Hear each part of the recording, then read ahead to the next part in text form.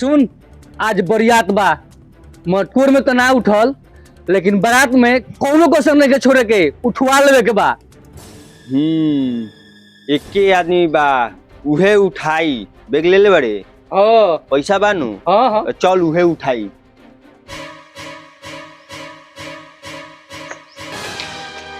का रे?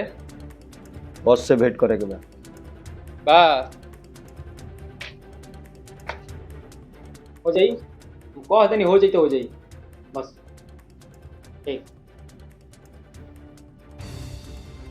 आज बुरियात हो, आज उठा लेवे के बा। मटकूर में तो ना उठल, लेकिन आज कोनो कसर नहीं के छोड़े के। उठ जाई, बाकी कहाँ से उठाए के बा? पंडाल से कि पंडाल के बहरी से?